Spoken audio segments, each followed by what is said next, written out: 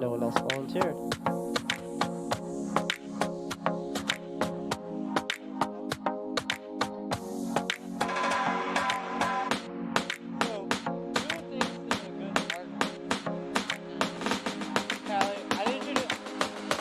Callie, I need you to get a partner.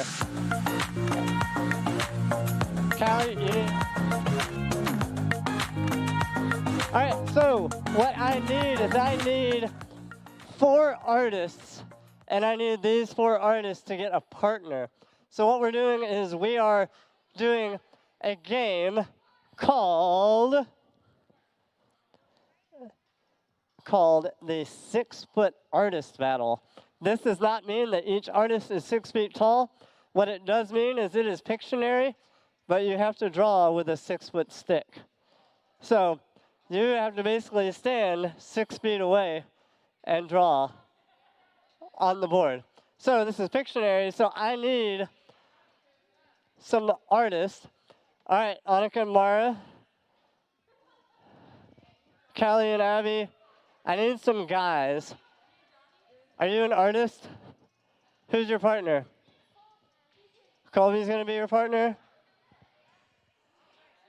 All right, can I get Kevin and Liam? So you guys come over here.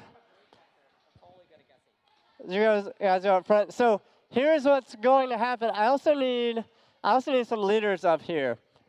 I need 4 leaders. I need 2 more. 2 more leaders for over here. So, everyone listen. Listen up, listen up, listen up. Hey! Here's what I need. I need you guys to make sure that you know what is happening. So, in just a moment, you will come over here. You will grab this card from my hand. This will be what you draw. You need to be sure that your partner does not see it, but the leader, that they do see it. Because when your partner says they'll have their guesses, because I imagine that their first guess is not going to be right, the leader needs to hear when you have the right guess so they can raise their hand, and this will be how we know who actually got it first. So you need to have it, look at it, show your leader, be sure your partner does not show it. You also need to take the cap off of your marker. So let me actually get the leaders to come and get the cards, and then they can show it to the artists. All of you also have the same thing.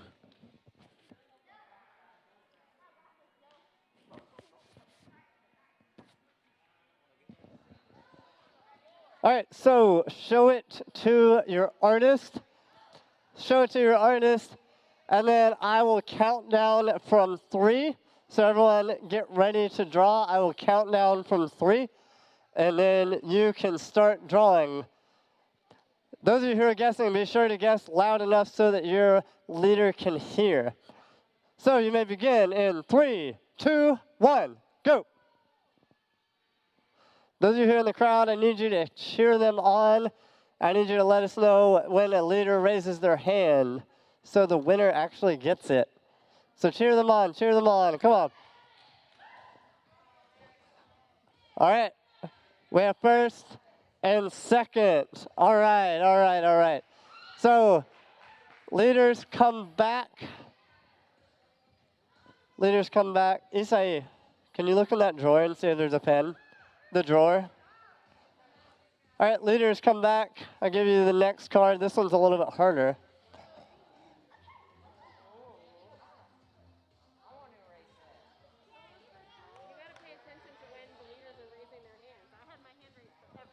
I said that I need help from people in the crowd. I'm looking back and forth. I can't look at everyone.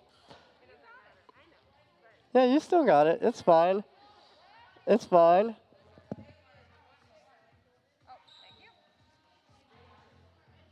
Be sure to erase the board.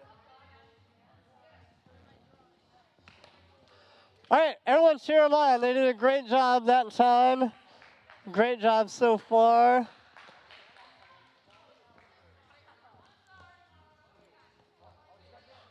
All right, you guys ready? Counting down. 3, 2, 1, go. 3, 2, 1, go. This one is a little bit harder. Are you serious?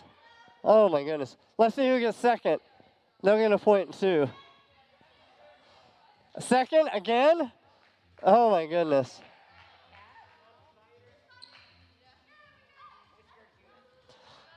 All right, come back. Let's get the next one. Erase what's there. We got good artists, what can I say? Erase the board, Yeah, erase the wow. board. I will agree with that. All right, erase your board. You can switch artists if you want.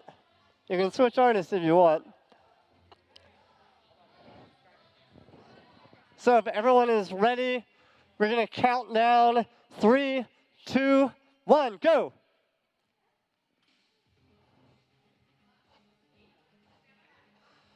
I'm spinning. I'm looking back and forth to see who gets it first.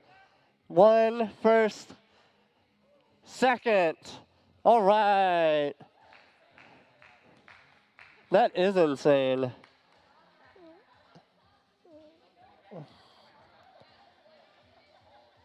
All right, come back for the next one. Callie and Abby, I believe in you.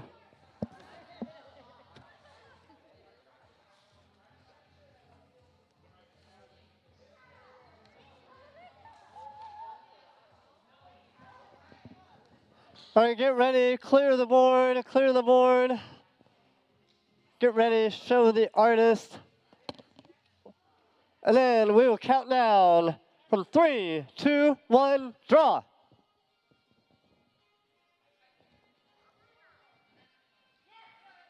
First? Seriously? Oh my goodness. Who's got second? Who's got second? You do get points for second. Second place. Oh man.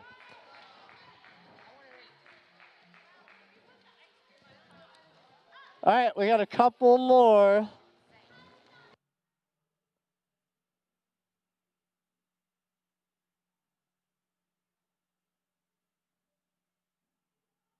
You guys that are in the crowd, I need you to clap. I need you to cheer them on.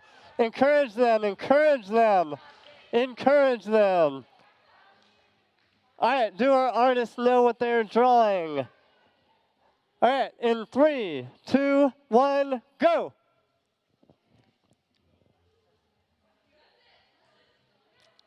Seriously? Already? So there's 1, 2. All right. Oh,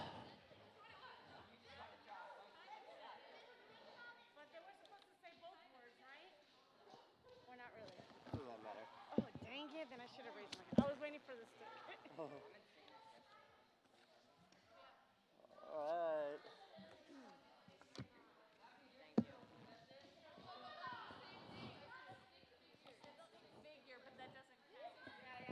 Right, it has to be a stick figure. All right, get ready. Get ready. Do our artists know what they're doing? Are they ready? Are they ready? We're counting down. 3, 2, 1, go. 3, 2, 1, 2. I didn't see a hand. Well, third doesn't count.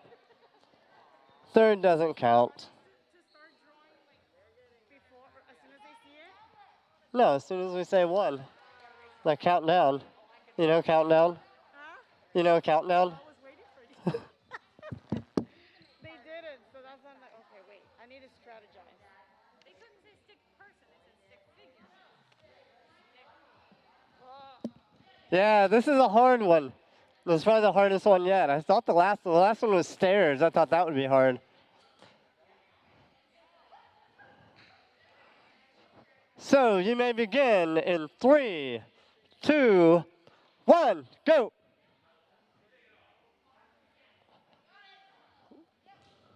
One, 2. All right.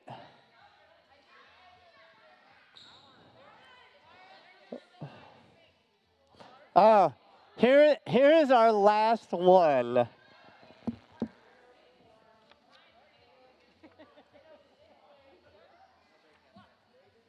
Oh, thank you.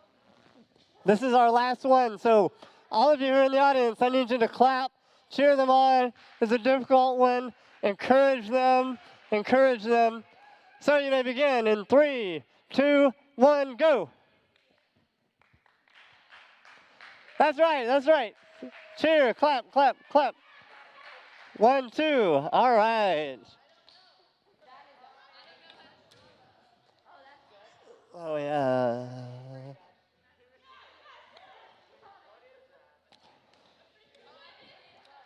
All right. So Annika and Mario got first.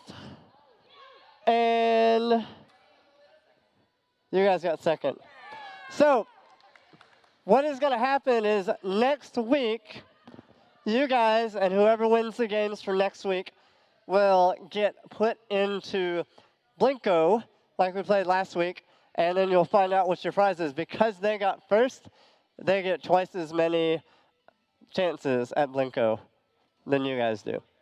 So, all right, everyone go have a seat.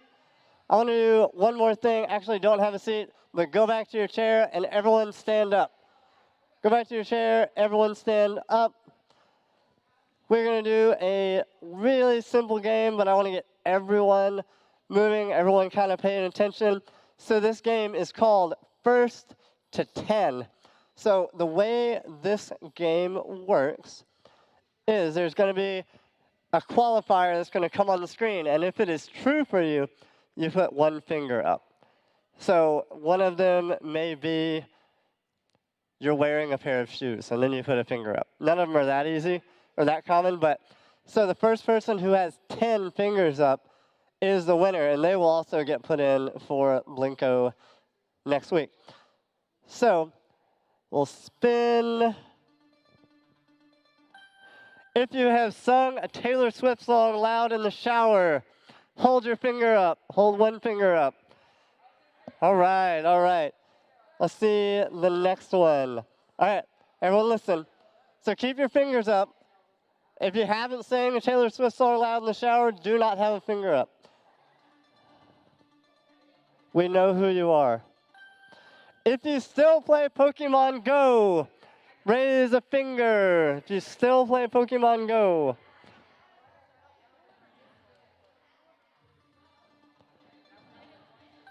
If you have ever walked into the wrong bathroom, put a finger up. This isn't like tonight, this is ever. So if you've ever walked into the wrong bathroom, put a finger up. Ooh, I don't think there's going to be many of these, but maybe one or two. Do you have a record player in your house? In your house, in the house that you live in?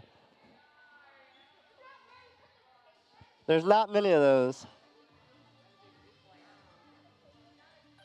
If you have ever stuck a piece of chewed gum under a chair, if you are one of those people, put up a finger. If you have ever done it. I know Luisa's done it. All right. All right, there's not going to be many for this one. There's not going to be many for this one. If you ever sung a solo on stage, this is like a real stage. This isn't just in your bedroom or whatever. This is like a real stage. All right. This will really show what kind of person you are. If you own a pair of Crocs, put a finger up. If you currently own a pair of Crocs, put a finger up.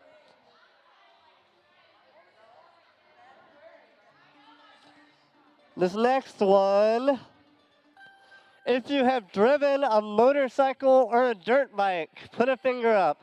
A motorcycle or a dirt bike. That is definitely true for me. Oh, this will be more likely to be adults.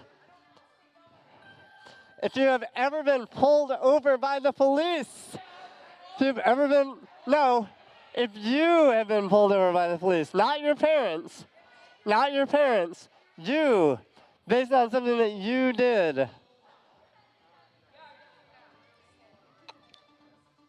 If you have played a board game in the last week, put a finger up. Who has the most fingers? Who has 6? A few have 6. Who has 7? A few of you have 7. Anyone have 8? Anyone have 8? No? All right, 7 is where we're at. This one is true for me.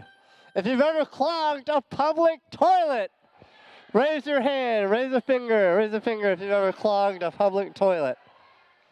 We know who you are. We know who you are. All right, next one. If you have passed out in public, maybe you're so tired, or maybe you got Disney, and you just passed out in public. Yeah, fell asleep in public. That works. Oh, this is an easy one. It's an easy one. If you are currently wearing socks. Is anyone at 10? Kevin's at 10. Anyone else? Anyone else at 10? All right, Kevin, you are the winner. You will be in for Blinko next week. Next week. All right, everybody have a seat. Have a seat. Go back to your chair. Be sure to be socially distanced. Do not sit too close to other people. All right, so the current series that we're going to finish up tonight is called Canceled. So we're in a culture today where there's a lot of people who get canceled. That word's thrown out a lot. You may see on social media, hashtag canceled. For a long time, you've seen like TV shows that get canceled, and some people are excited, some people hate it. But that's kind of just a big thing now. It's kind of the villain of the week. If you look up like celebrities canceled, there's all kinds of stuff, and most of the reasons are kind of pointless. So I have a couple of examples of recent celebrities who have had that happen. Recently, there was a post about asking which of the 4 Chris's on Hollywood people would get rid of. Like, which one would you cancel if you had to get rid of one of these Chris's? And 3 out of 4 were in the Marvel movies. But Chris Pratt was the one who was out by a landslide. If you don't know who Chris Pratt is, he was in the new Jurassic World movies. He was in Guardians of the Galaxy, the classic show Parks and Rec and all that. But he was out by a landslide. And most of the comments said it was because of his political and his religious views. So he didn't go to Biden's campaign fundraiser, and he didn't publicly support any of the presidential candidates. He wasn't like outright saying, I'm supporting this person or I'm not supporting this person. He basically said nothing. He also goes to a church that is viewed as conservative in many ways. So just based on those 2 things, a lot of people made assumptions about what kind of person he was, just by the few things that they knew. And so they canceled him. They said, we don't want anything to do with him, just for a couple of reasons where he may or may not have disagreed with them. Another example, rapper Travis Scott, he recently got his own meal at McDonald's, which is really pretty dumb because all it is a quarter pounder with cheese, adding barbecue sauce. But last week, he had a Halloween costume, and it was Batman. But the car, his like Batmobile, was brown, and the costume was brown. So all these people were bashing him. They were commenting on his social media. They were angry because of his Halloween costume. And he ended up shutting down his Instagram account because of how ridiculous people were being. So I say this just to mention because this is the cancel culture that we live in, and a lot of people, the term gets thrown around for really reasons that aren't a big deal. Maybe it's people's assumptions, maybe it is just their kind of like feelings about their costume being wrong, or about maybe disagreeing with someone's political views or their religious views. And again, some of it isn't even true. It's just assumptions that they made or rumors that are going around. And these are kind of the issues that we live in, and we're going to focus on what happens when there are actually legitimate reasons. The reasons talked about so far, like those are just stupid reasons for canceling or for bashing someone. Because even if all of the assumptions about Chris Pratt were true, who cares? That's just his opinion. And there's nothing like inherently wrong about his opinion. So we're going to focus on what happens when there are legitimate reasons. Because there are examples where there are really legitimate reasons to want to push someone out of their life, or someone is making major mistakes that hurt other people, and these can be big deals. So whether it's online, whether it's in our families, our circle of friends, there's never a shortage of people that we may or may not want to hate, or people that we're frustrated with or angry with. And a lot of times we feel like there's a good reason for that hatred or for that anger, but a lot of the time there's also not a good reason. When someone hurts us, it's tempting to cancel them by loving to hate them, spreading rumors about them, ignoring them, taking revenge on them. That's what happens a lot of times, is someone says something to someone else, and then it goes back and forth, and it just builds. But then there's always, when they get in trouble or when they get confronted, the answer is always, well, he started it, or it's his fault. No, he did this, he did this. So that's where we kind of have revenge, and we have it going back and forth. So how do we balance that frustration while also keeping people accountable? How do we live a life that shows love to people while still maybe holding them accountable for mistakes they've made? Does forgiving someone mean pretending that the hurt or the pain never happened? Maybe what we consider hurt and pain really isn't a big deal, but we're kind of being led by the emotions that we have at the time. So last week, we heard the story of David and Saul. focusing mostly on Saul. So if you remember, just kind of a refresher course if you weren't here, or if you just totally forgot and spaced out. So David, he was kind of a shepherd boy, and he began doing work for Saul. He took down the giant Goliath. Saul liked him and began kind of putting him to work, and he had David lead soldiers into battle and take on Philistines and other situations that they needed. And he was the one that he always did it. He was always faithful, and anytime he was asked to do anything, he was successful in taking care of that. So you would think that Saul would love David. David also was invited into the castle in front of Saul, and he played the harp. Like, David was the one that could do anything. But Saul began being very envious of David because he heard people bragging about how awesome David was. And Saul was like, I need to be the center of attention. I need to be that person.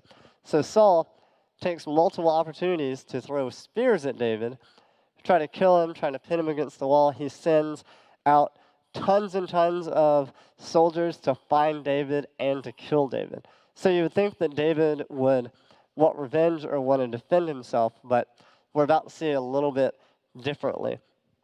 So David had also been chosen by God to be the next king. Saul didn't actually know this, but Saul knew that he was kind of on the way out. So David had very valid reason to want to take down Saul. So 1 Samuel 24 says, after Saul returned from pursuing the Philistines, he was told, David is in the desert. So David, after the spear was thrown at him again, he ran away, and people had basically tracked him down and said, hey, David is in the desert. So Saul took 3,000 able young men. It wasn't like Saul grabbed a couple of people and said, hey, come with me. It wasn't that he grabbed a couple hundred. He grabbed 3,000 soldiers, 3,000 able young men, and said, hey, we're going to go find David and we're going to kill him. So this is David. I don't think David was alone. I think there were a few people with him, but there weren't 3,000 with him. So they were very, outmatched. So Saul, he goes, and he came to the sheep pens along the way while they're looking for David, and Saul went in to relieve himself. He had to go to the bathroom. He had to take a break. So he goes into this cave to relieve himself. And it just so happens David and his men were in the back of the cave. So they were there. They were there at the same place. And the men said, this is the day the Lord spoke of when he told you, I will give your enemy into your hands for you to deal with as you wish. So they're like, God told you, this is the guy, and you can deal with him however you want to. So David, he crept up. He was all sneaky. He went up behind Saul, and he cut off a corner of his robe. Like, can you imagine this situation? Like, if you're watching, or if you're watching in a movie, the guy is there, he's going to the bathroom, and then there's another guy basically crawling along the floor, trying not to be heard. You're watching the movie, and you're like, he's going to see him. He's going to turn, he's going to kill him, like, this is what's going to happen. But David, he crept up, he just cut off the corner of his robe, and then he slipped away. David could very easily have just killed him right there and been done with the whole situation. And everyone would have said, you know what, Saul deserved it. David was just defending himself, and they would have seen it as okay.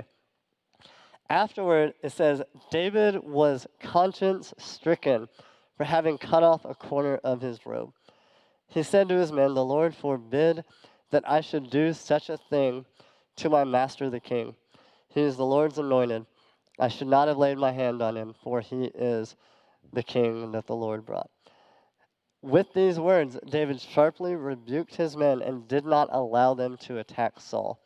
Saul left the cave and went on his way. So David, he would have felt very guilty for killing Saul, but all he did was cut off a corner of his robe, and he felt guilty for doing that. He said, I should not have done that. So it goes beyond that. So Saul had left the cave. He went on his way. He was a little ways away, and David went out of the cave and called out to Saul. He said, my lord, the king. When Saul looked behind him, David bowed down and put his face to the ground. He said to Saul, why do you listen when men say David is going to harm you? This day you have seen with your own eyes how the Lord delivered you into my hand. Some urged me to kill you, but I spared you. I said, I will not lay my hand on the Lord because he is the Lord's anointed. See, my father, look at the piece of your robe in my hand. So that was his proof to Saul. Hey, I could have killed you, but I didn't. And he said, I have not wronged you, but you are hunting me down to take my life. May the Lord judge between you and me, and may the Lord avenge the wrongs you have done to me, but my hand will not touch you. So he said, hey, this is up to God for whatever God wants to do to you, whatever God wants to punish you for or not punish you for, but I am not going to kill you. So, again, there's a couple of things. The first thing is, the bathroom thing is funny. It's funny to me. Like the Bible, Amber and I talk about this all the time, how the Bible is funny. And there's ways that the Bible shares things, there's ways that Jesus said things that are just funny, and they're very like sarcastic and satirical, and it's just awesome. So the way that he says the bathroom thing is funny. Second, not only did David not kill Saul, he didn't even hurt him. He felt guilty for cutting off a piece of his robe, but he used it as evidence, and he let Saul leave in peace.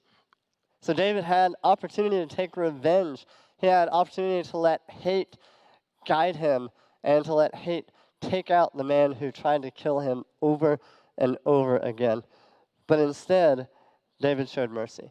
It didn't mean that he liked Saul or said, hey, Saul, I want to be your best friend. But he said, hey, this is not my job. This is God's job to take, make you take responsibility for your actions, but I'm going to leave you because this is my conviction. So for the rest of their lives, they never saw each other again. So the story we're reading is like from a different time and a different culture. Like it was normal for people to go after other people and try to kill them. Like that was a much more normal thing than today. So it was a very different culture. And these, people like us, we definitely don't rule the nations. We don't have that much responsibility on our backs. So before we go any further, I want to make a couple of things clear.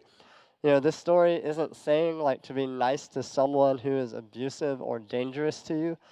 It's not saying don't ask for help when you are physically or emotionally in danger. It's not saying to not seek justice when someone has harmed you.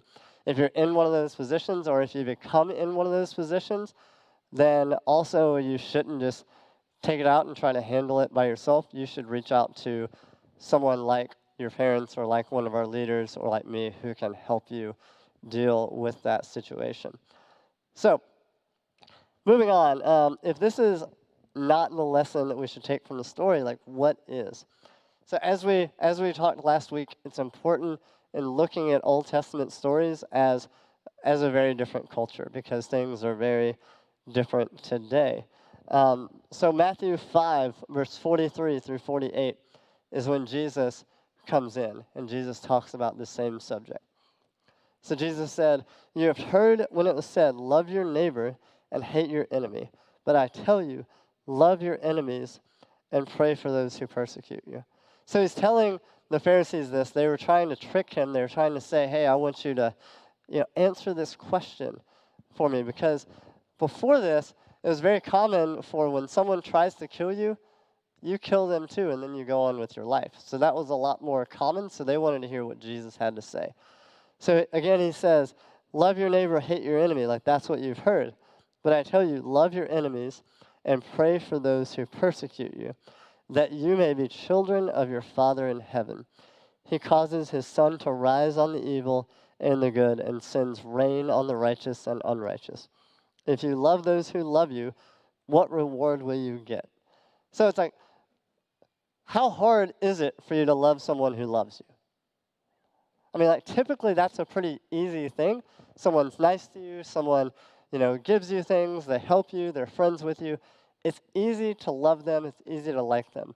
But it's harder when it's someone who you don't like. Maybe they've mistreated you, maybe you just don't like them. Like, that's kind of a normal thing. But Jesus is saying, even then, you need to love people who hate you. You need to love people who you don't like. And that doesn't mean you have to be best friends, but it means that you need to love them and you need to treat them as people. And he ends with saying, be perfect, therefore, as your heavenly Father is perfect. So again, Jesus kind of flipped the script here on the world's wisdom about love and hate. Instead of telling his audience to love those who love them and hate those who hate them, which was a really normal thing then, and I think it's a normal thing now as well, Jesus challenged them and challenged us to try something new. And it's loving our enemies. Maybe our enemies are, bullying or making fun of us or whatever. Instead of being angry and hating them, is still loving them as Christ would love them.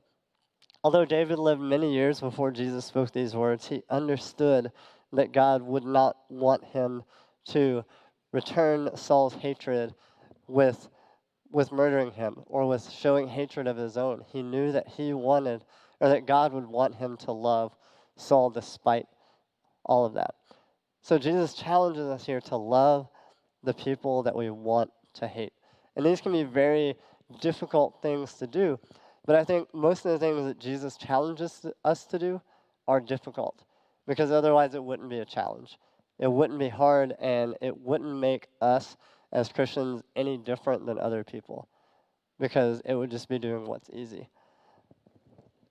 So let's talk about the phrase that Jesus says he says, turn the other cheek. Well, this is often misunderstood. He's not saying never stand up for yourself, or if someone bullies you, then you just kind of stand there and let them do it. He's not saying like let him walk all over you. Like, Jesus had no problem verbally defending himself. There are times when Pharisees would attack him, or Pharisees were clearly disobeying God, and he would go and he would call them out, or he would flip tables over because what they were doing was wrong. But Jesus never sought revenge or was cruel to other people or escalated conflict because of his pride. He did it because of what was right versus what was wrong. So here's what I think Jesus meant when he said, turn the other cheek. When someone attacks, hurts, or lashes out at you, don't be overcome by anger, because that's our natural instinct, is to be angry and to attack and to fight right back. Don't plot revenge, don't escalate the situation, and don't react without thinking. That's where most fights and most arguments come in, is when people react based on their instinct rather than actually thinking about what they're going to say and thinking about the potential consequences before they do it. So here's a secret about Jesus. Many people think of Jesus only as a kind person. You see, like, the paintings, they're not pictures because they didn't have cameras back then, but they see paintings of Jesus, and he just looks like so clean and so calm and so nice. But Jesus was a revolutionary. He was a leader, and people wanted him dead. It wasn't like he was everyone's best friends. There were people who hated Jesus. There were people who loved him and listened and talked about him and followed him, but there were also enemies who wanted to trap him and wanted an excuse to arrest him. But Jesus knew the power of love over hatred and self-control over revenge. So when Jesus said, turn the other cheek, he wasn't saying, get over it and let people attack you.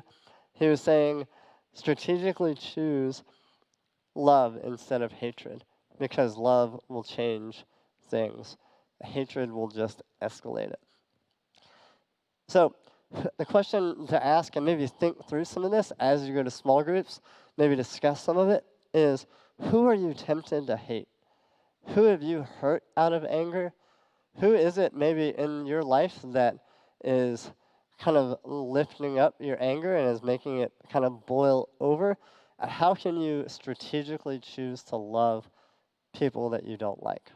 People that you're inclined to hate and show anger to?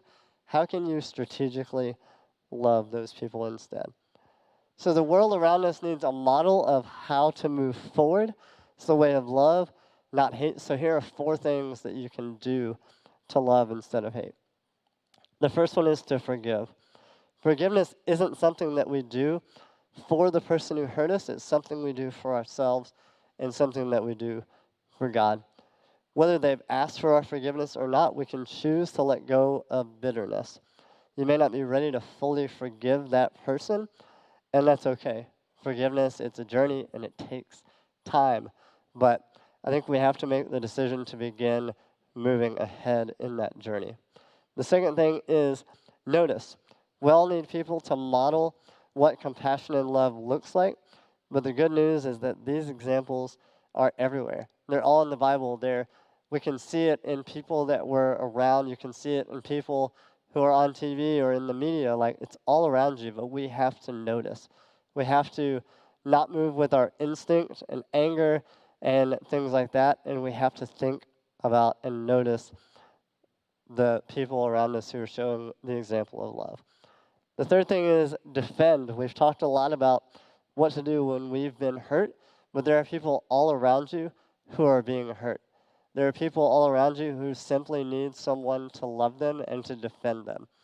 There are people around you who feel alone, and it's obvious, and maybe they feel more and more alone because people are bullying them, whether that is physically or most likely verbally, and it tears them up emotionally. So they need people in their life to defend them. If you were David being hunted by the king, wouldn't you have wanted someone to defend you and to stand by you? David had some of those people, which was awesome, but there are people around us that we can do that for as well. Maybe you feel like you're here and you're like, I just need someone to stand by me. The goal for our small groups is to have people, or at least a leader, who you can talk to and that can support and that can show love to you. So if you feel like you need defense, you need just someone to talk to your leader. If you don't feel comfortable talking to your whole group, talk to your leader. Connect with your leader afterwards or before on Wednesday nights so that we can help walk through difficult situations in your life. If we choose to hate our enemies, our hate will only grow. But if we choose to love with God's help, that love will also spread, and it will change the culture, and it will change the people around us. It's hard. It's not easy. It's not natural, but it's so worth it. So remember, love the people you want to hate and see how it changes you, changes them, and changes the world around you. Let me pray, and then we'll head to small groups. Dear God, I thank you so much for this night. I thank you for your word. I thank you for the example that David showed and the love that he showed to Saul, despite Saul and his anger and how he responded to David. So God, I pray as we go to small groups that you will just show us examples in our lives of people that we can love instead of hating, and how we can spread that love and spread the love that you have given us to other people. In Jesus' name I pray. Amen. So one thing before you go to small groups, this is a big thing that is coming up. This is very, very important, so I need everyone to look up here so that you can hear me. December the 16th is our Collide Christmas party. It is going to be a little bit different this year, obviously, but it is going to be the most epic part of your 2020. 2020 has been absolutely terrible overall, like ever since March. So we are going to spice it up. We're going to have an awesome night that you should bring friends to. We are allowed to have 100 people in this building, so I want to see 100 people in this building. So what we are having is Chick-fil-A sandwiches. We're having chocolate chip cookies from Chick-fil-A. We're having canned soda, bottled water, all that stuff. So bring $5 to help pay the cost of that. We're also having free T-shirts for everyone. These are free long sleeve T-shirts that say, I survived 2020, and there's a cool like dumpster fire design on it. So these are going to be awesome shirts. They are free to everyone when you leave, so please tell your leader what size T-shirts you need.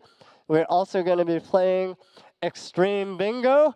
For those of you here last week, it's going to be awesome. I have one prize just like last year. It's the Nugs Not Drugs sign. It was definitely my favorite from last year. So we're playing Extreme Bingo, have lots of prizes, and the prizes this year will be even better. And we're also playing a new game, but it's a new but very old game. We're going to play The Price is Right. That was my favorite game show to watch when I was a kid and I was homesick from school, So we're playing The Price is Right, and we have some amazing prizes for them. The two kind of grand prize winners will get some Apple AirPods, And the other one will get an HD Kindle Fire. So these are like real prizes, plus everyone will get free t-shirts and all that. It's going to be an amazing night.